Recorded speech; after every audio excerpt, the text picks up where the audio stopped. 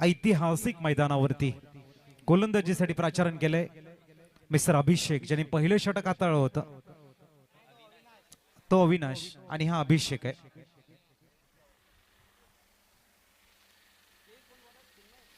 इथे मात्र आपण बघताय सिंगल कंप्लीट होईल का, तर पल्लत पड़ती है.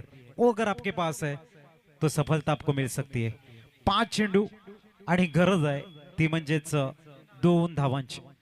आणखीन एक चांगला चेंडू आहे आणि आणखीन एक फलंदाज. ओ यू टी आउट गॉन.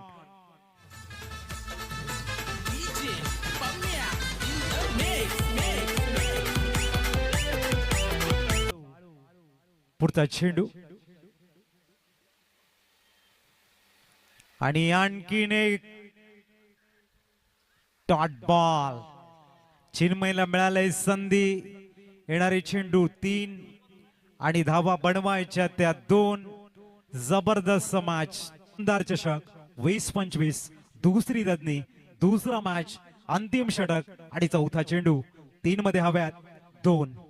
गोलंदाजीला आलाय एक पुनश्च अभिषेक. तर नवीन batter Pankaj. Oh my God, आणखीन एक डॉट. मॅच आवडली असेल तर टाळ्या होऊन जाऊ दे या गोलंदाजासाठी.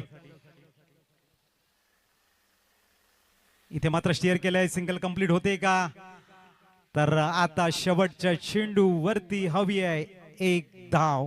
स्कोरला अभिषेकनं खऱ्या अर्थाने जबरदस्त स्थितीमध्ये घेऊन आलाय.